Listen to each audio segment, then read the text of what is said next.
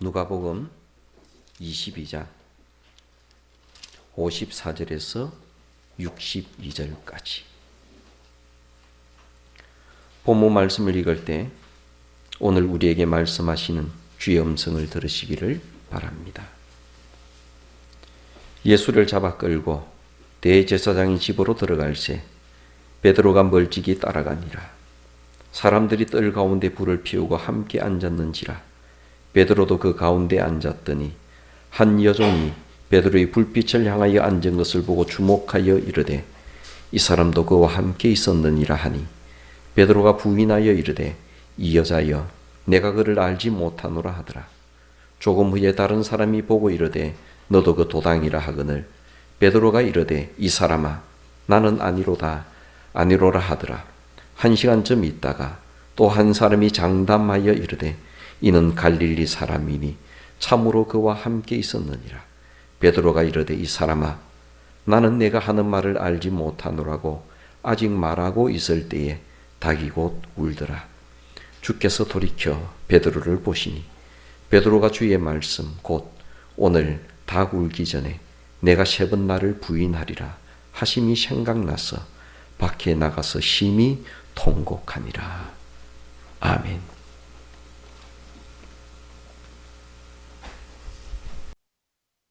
한 주간 동안도 주 안에서 평안하셨는지요? 인생 살아가면서 주님께서 우리에게 가르쳐주신 누구에게나 자기가 짊어져야 될 십자가가 있다는 그 사실을 깊이 묵상하면서 한 주간을 보내셨는지요?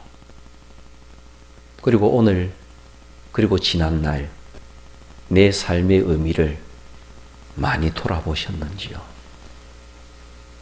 그리고 그 가운데서 알 수 없는 순간에 하나님께서 임재하셔서 나에게 부활의 은총으로 내가 알 수 없는 새로운 비밀을 알게 하시고 내가 알 수 없는 그 은총을 경험하도록 하신 것을 뒤돌아보면서 많이 묵상하셨는지요?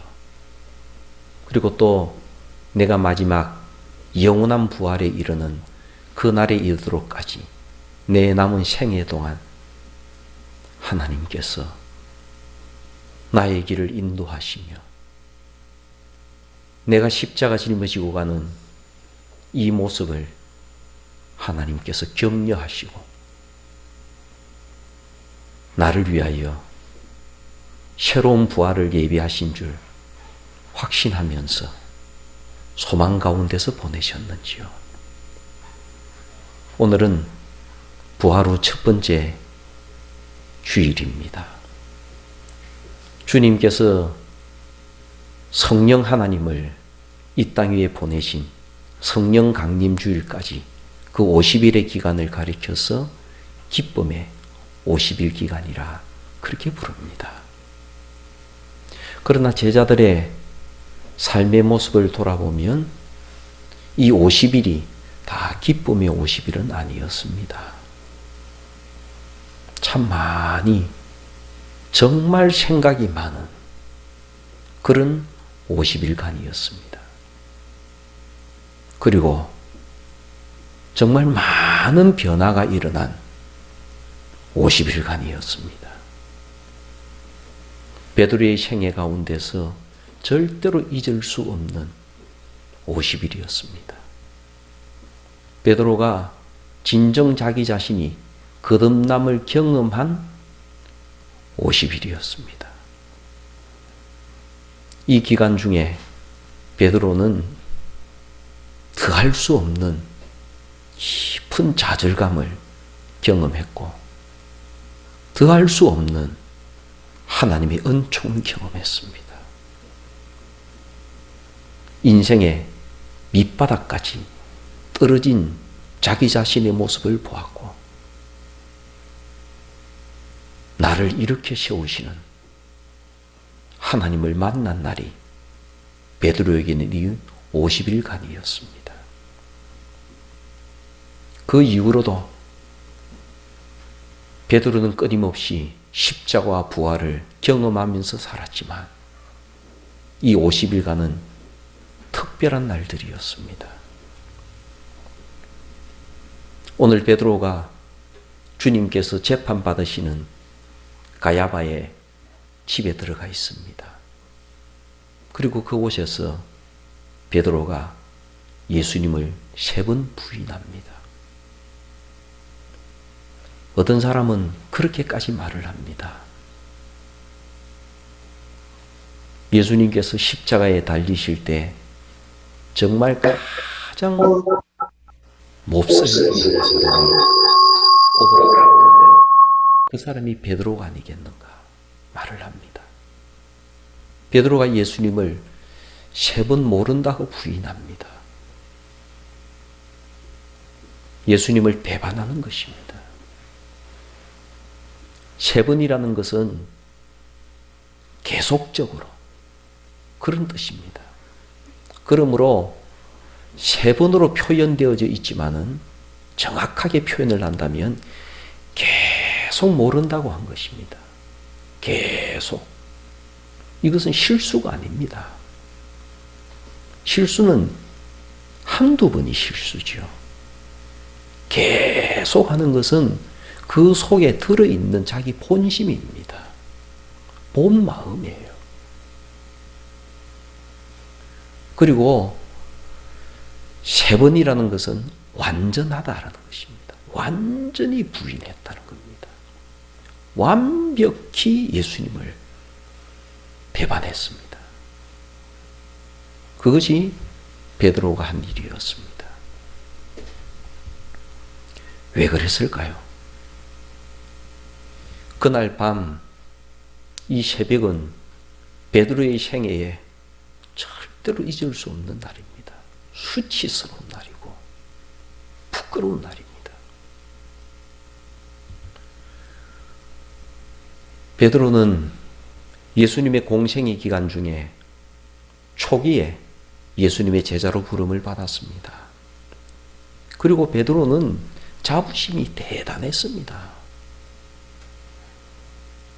그래서 예수님께서 뭐라고 말씀하실 때마다 베드로가 앞장서서 대답을 하고 그 일을 앞장서서 하고 그러던 사람이었습니다. 베드로는 자기 자신의 신앙에 대해서 자신감이 넘치는 사람이었습니다.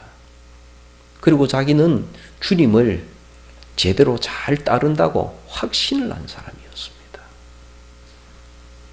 그렇기 때문에 주님께서 영광을 입으시는 그날이 되게 되면 나는 주님으로 말미암아 영광의 자리에 같이 앉게 될 것이라.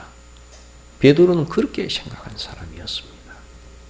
그래서 복음서를 보게 되면 베드로가 큰 소리 치는 장면들이 많이 나옵니다. 그리고 그만큼 베드로는 또 주님께 헌신을 한 사람입니다. 말만 한 사람이 아니고 정말 열정적으로 헌신을 한 사람이 베드로였습니다. 그런데 베드로가 정말 주님께서 가장 베드로를 필요로 하시는 그 순간에 베드로는 주님을 완벽하게 부인합니다. 완벽하게. 자기 속 깊은 데서 우러나오는 그것으로 주님을 부인합니다. 왜 그랬을까요? 베드로는 완전히 모든 것을 잃어버렸습니다.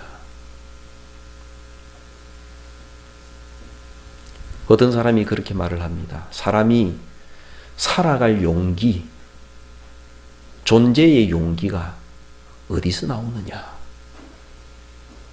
그 존재의 용기는 하나님으로부터 나온다. 그럽니다. 믿지 않는 사람은 신으로부터 나온다. 그렇게 철학자들은 말을 합니다. 존재의 용기는 신으로부터 나오는 것이다. 자기 마음속에 신이 없다고 생각하는 사람들의 삶을 보라.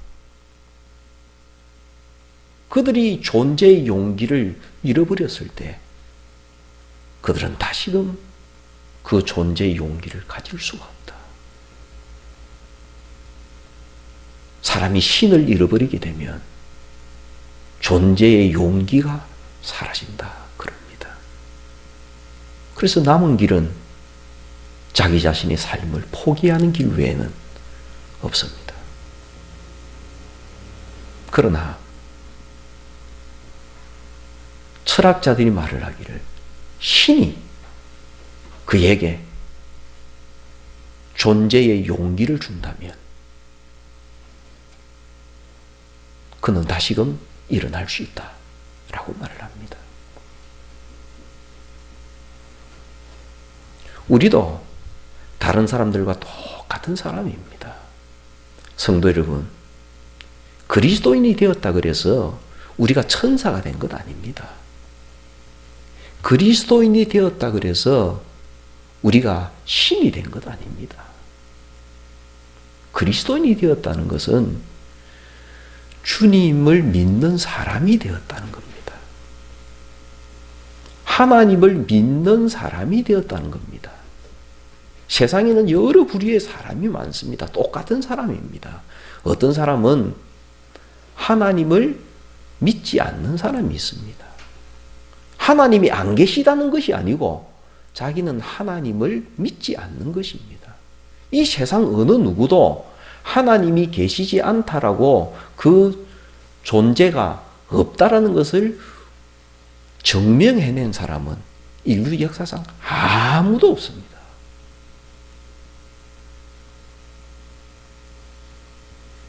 어떤 부류의 사람이 있습니까? 하나님이 계신지 안 계신지 나는 그것을 증명할 수는 없지만 나는 하나님을 믿지 않겠다고 결심했다.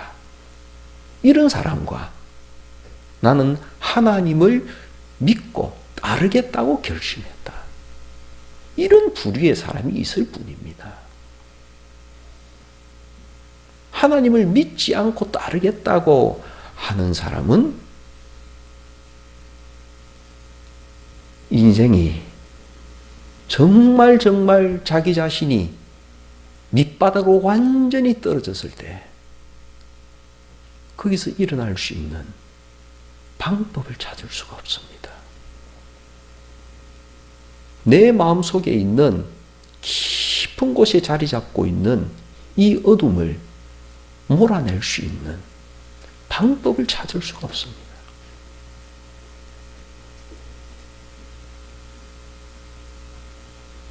그래서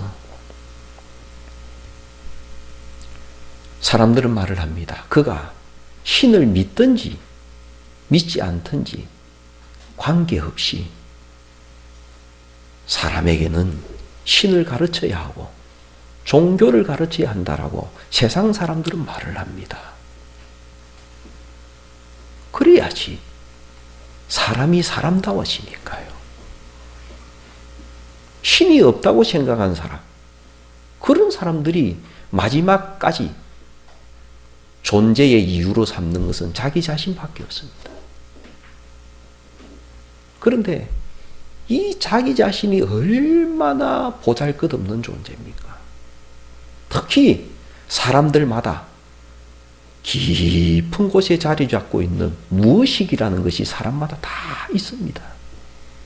이 무의식이 얼마나 우리를 힘들게 하는지요. 그것을 자기 스스로 이겨낼 수 있는 사람은 없습니다. 그래서 그런 사람이 깊은 고통 속에 빠지게 되면 그 속에 잠겨버리는 겁니다. 그러나 하나님을 믿는 사람, 하나님을 믿는 사람은 자기 스스로가 일어나는 것이 아니라 그 믿음이 통로가 되어져서 찾아오시는 하나님을 만납니다. 신비로운 사건을 만나게 됩니다. 나로 통해서 일어나지 않는 어떤 사건을 만나게 됩니다. 그리고 그 사건을 통해서 깨달음을 가지게 됩니다. 아, 나를 이렇게 세우시는구나 하는 것을 경험하게 됩니다. 이것은 논리적으로 설명할 수가 없고 경험되어지는 사건입니다. 그래서 많은 사상가들은 이러한 사람에게 일어나는 사건을 얘기를 많이 합니다. 사건.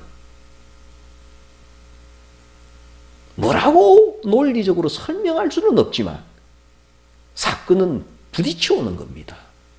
사건은 만나지게 되는 겁니다. 이 사건을 통해서 하나님의 손길을 경험하게 됩니다. 그리고 그 사건이 그를 일으켜주는 겁니다.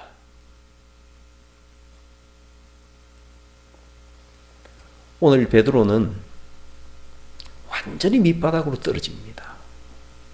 베드로의 마음속에는 믿음이 뿌리까지 흔들리고 있습니다. 베드로는 하나님을 믿는 사람입니다. 베드로는 예수님이 메시아인 것을 믿는 사람입니다. 그런데 문제는 베드로가 생각하는 하나님, 베드로가 생각하는 그 메시아, 거기에 대한 개념이 하나님께서 성경 중에 가르쳐 주시고 하나님께서 이유로 가르쳐 주시려고 하는 그 하나님 개념과 메시아의 개념과 달랐다는 겁니다. 정말 이기적이고 자기중심적인 하나님 개념, 이기적이고 자기중심적인 메시아 개념을 가지고 있었습니다. 베드로가 가지고 있는 생각은 보통 일반적으로 신앙을 가지고 있다고 하는 사람들에게 거의 보편적으로 가지고 있는 그런 생각입니다. 뭐 특별히 이상하거나 다르지 않습니다. 베드로가 가지고 있는 생각은 이겁니다. 하나님은 믿는 자의 하나님이다. 우리 유대인은 하나님을 믿는 민족이다. 그러므로 하나님은 유대인의 하나님이시다. 하고 이렇게 구분을 딱 짓습니다. 그러면 그 말 속에는 뭐가 포함되어 있습니까? 하나님은 믿지 않는 자에게 하나님이 아니다. 믿지 않는 자의 하나님이 아니다. 이방인의 하나님이 아니다. 하나님은 유대인의 하나님이시기 때문에 하나님은 유대인 편이시다.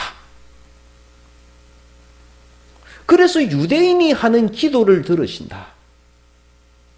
그래서 유대인만을 사랑하시고 유대인만을 구원하신다. 유대인에게만 복을 주신다. 유대인의 하나님이시다. 이렇게 유대인들은 생각을 했습니다. 그러므로 사마리아인의 하나님도 아니고 로마 사람의 하나님도 아닙니다. 하나님께서 오시게 되면 로마 사람은 큰일 났다. 하나님께서 능력을 발휘하시면 사마리아 사람은 큰일 났다. 그날에 우리 유대인들은 높아지게 될 것이고 나머지 사람들은 낮아지게 될 것이다. 이게 베드로가 생각하는 하나님상이었습니다. 하나님은 우리 기도만 들으신다. 그렇게 베드로는 생각을 합니다. 그리고 메시아도 마찬가지입니다. 메시아는 유대인의 메시아다. 유대인을 위해서 오시는 메시아. 오셔서 우리 유대인을 구원하시는 메시아. 그 메시아다. 그러고는 메시아가 그 능력을 발휘하시게 되는 날이 오게 되면 우리는 높아지게 될 것이고 이방인들은 낮아지게 될 것이다. 그런 메시아를 기다렸습니다. 그런데 이런 신광과 하나님에 대한 생각과 이 메시아에 대한 생각이 오늘 이 새벽에 철저히 깨져버렸습니다. 어떻게 하나님께서 우리의 메시아를 저런 지경에 처하도록 버려두시는가? 어떻게 우리의 메시아가 유대인과 더 나아가서 로마 사람들에게 고난과 고통을 당하시는가? 이걸 조금 더 연결을 해보면 어떻게 처절하게 죽으시는가? 그런 메시아는 베드로는 생각한 적이 없습니다. 메시아를 그렇게 만드시는 하나님을 믿은 적이 없습니다. 베드로는. 그러니까 베드로의 믿음이 다 무너진 상태입니다. 믿음이 있는 사람이 믿음이 무너지고 나니까 그 가슴속에 남은 게 뭡니까? 마지막 남은 거 하나는 마지막 순간에 살아야 되겠다는 인간의 본능 외에는 아무것도 없습니다. 그러니까 사람들이 너 예수님을 알지? 이렇게 말을 하니까 베드로는 본능적으로 살기 위해서 예수는 모른다 그럽니다. 이 베드로의 모습은 과거에 믿음이 있던 베드로의 모습과는 완전히 다른 모습입니다. 어떻게 베드로가 그럴 수가 있어요? 사람이 믿음이 깨어지고 나면 살고자 하는 본능 외에는 아무것도 없습니다. 그리스도인도 마찬가지입니다. 예수님을 믿는 사람 다 마찬가지예요. 과거에는 그렇게 믿음이 있고 신앙생활 열심히 하고 교회를 위해서 헌신 충성 봉사하다가 그 사람이 믿음이 다 깨진 상태에는 그런 믿음의 모습은 하나도 없습니다. 살고자 하는 마음밖에 없어요. 살아야 된다는 본능밖에 없어요. 신앙이고 다른 그 무엇도 그에게 발견할 수가 없습니다. 오늘날 교회에서 베드로처럼 무너진 사람들 많이 봅니다.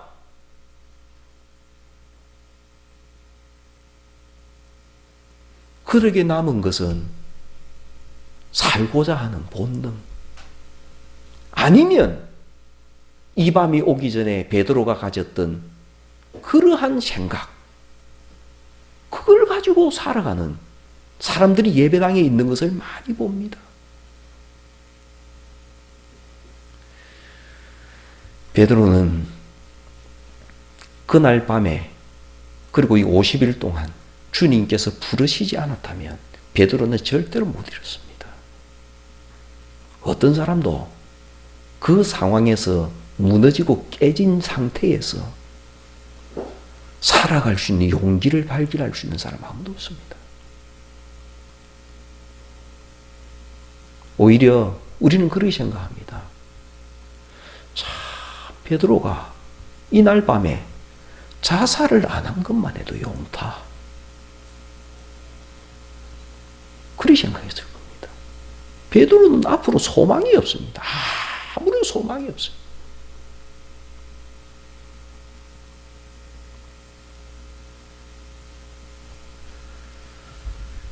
이제 우리는 베드로의 부활의 과정을 봅니다. 베드로가 살아나는 과정을 봅니다. 첫 번째는 주님께서 베드로에게 이러한 베드로의 믿음의 분량을 하시고 미리 말씀하신 것이 있습니다. 주님의 말씀이죠.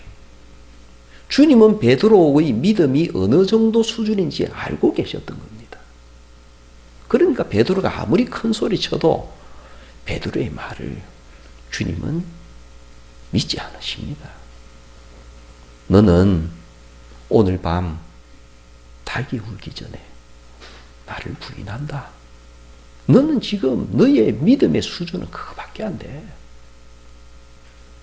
너는 지금 너가 대단한 믿음 가지고 있다고 큰 소리 치지만 그거밖에 안 돼. 그리고 전에 그렇게 말씀하셨습니다. 너는 틀림없이 무너질 거야. 그런데 너는 다시 일어날 거야. 다시 회복되어지게 되면 너는 내 형제들을 굳게 하는 사람이 되어야 돼. 주님은 베드로의 믿음의 수준을 알고 계셨습니다. 베드로의 믿음 가지고는 오늘 밤을 못 견디고 베드로의 믿음을 가지고는 무너진다는 것 주님은 잘 알고 계셨습니다. 거기서 주님께서 사용하신 징표가 다구름 소리였습니다. 그런데 베드로가 완전히 자기가 무슨 말 하는지도 모르고 정신이 없는 가운데에서 혼비백산하고 있을 때 들린 것이 다구름 소리였습니다. 다구름 소리를 들으니까 정신이 번쩍 들면서 주님의 말씀이 생각이 났습니다. 그러고는 주님을 쳐다보니까 주님께서 그때 자기를 보고 계시는 거예요. 얼마나 베드로가 자기 자신을 보면서 부끄럽고 너무너무 창피스럽고 너무너무 속이 상하고 정신이 드니까요. 밖에 나가서 통곡을 했습니다. 펑펑 울었습니다. 이것이 주님께서 베드로를 사랑하신 증거입니다.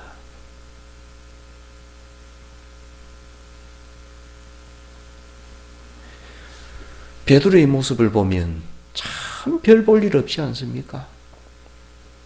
그런데도 주님은 베드로를 끝까지 사랑하십니다. 성도 여러분, 우리가 뭐 대단해서 주님께서 우리를 사랑하시는 거 아닙니다. 주님은 우리 믿음의 수준이 어느 정도인지 잘 알고 계십니다.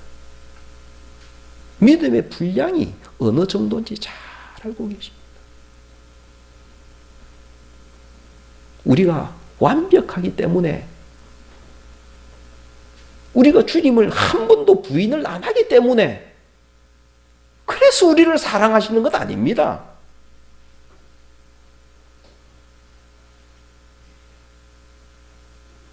주님께서 우리를 사랑하셨기 때문에 주님께서 우리를 부르셨기 때문에 하나님께서 우리를 창조하셨기 때문에 그래서 우리를 사랑하시는 겁니다. 그래서 주님께서 우리의 길을 인도하십니다. 보십시오. 오늘도 베드로의 길을 주님께서 인도하고 계시지 않습니까? 다구름 소리를 통해서 말씀이 생각나도록 하는 과정을 통해서 베드로는 그 이후로 말이 없어졌습니다. 그 이후에 베드로의 모습을 보십시오. 사람이 말수가 부쩍 줄었습니다. 그렇게 큰 소리 치던 베드로의 모습은 온데간데 없습니다. 주님께서 내가 나를 사랑하느냐 그렇게 물어도 과거 같으면 얼마나 큰 소리 쳤겠습니까? 저는 모릅니다. 제가 주님을 사랑하는 줄 주님께서 아십니다. 베드로가 대답을 그렇게 합니다. 베드로는 완전히 말수도 줄어들고 사람이 과거와 너무너무 많이 변했습니다. 그런 모습으로 베드로는 이 50일 기간을 보내는 거예요.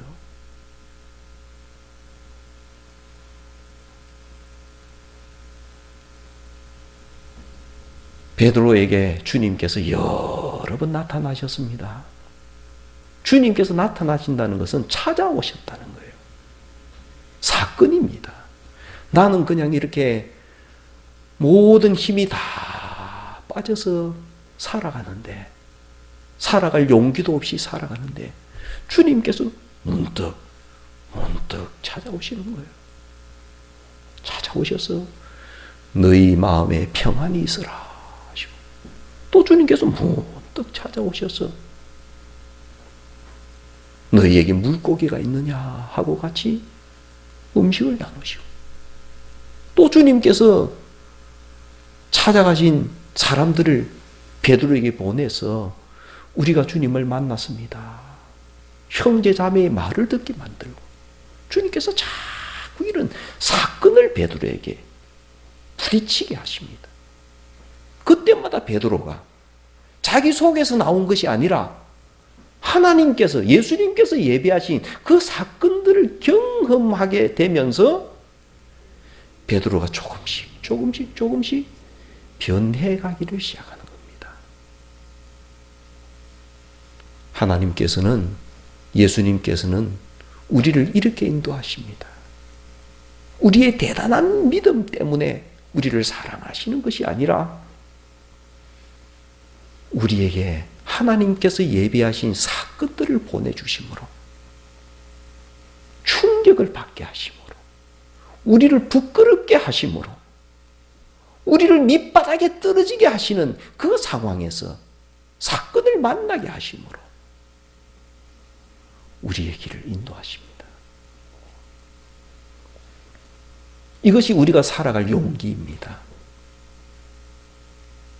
우리가 인생을 살아갈 용기를 가지게 되는 것은 내가 대단히 용기가 있는 사람이라서가 아닙니다.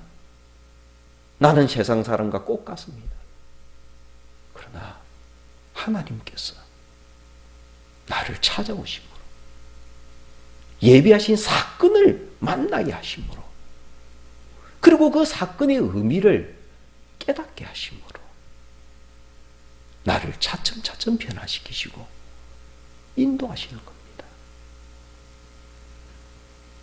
베드로가 그 입을 열어서 온전히 말을 하게 될 때는 성령 충만할 때였습니다. 성령 충만은 자기 스스로가 배운 것이 아닙니다. 외부에서 입혀진 거죠. 이것이 성도의 소망입니다. 그러므로 성도의 소망은 뭡니까? 우리가 하나님을 믿고 있다는 겁니다. 또 성도의 소망은 뭡니까? 하나님에 대한 생각과 메시아에 대한 이 좁고 좁은 이기적인 생각을 하나님께서 사건을 통해서 깨뜨려 주신다는 겁니다. 그리고 하나님을 알게 하십니다. 그래서 우리는 소망이 있습니다. 우리가 알고 있는 하나님은 조그만, 정말 하나님의 전체 부분에 비하면 너무나도 작은 부분에 불과하지만 하나님께서, 하나님 스스로가 어떤 분이신지 우리 생에 살아가면서 우리를 깨뜨리셔서, 때로는 우리를 고통스럽게 만드셔서 하나님 자신을 알게 하실 겁니다. 이것이 우리의 소망입니다. 그리고 그 순간 임하게 될 때마다 우리는 존재의 용기를 발견하게 될 것입니다. 우리가 일어설 수 있는 그 용기를 발견하게 될 것입니다. 이번 한 주간도 주의 은총이 여러분들과 함께 하시기를 바랍니다.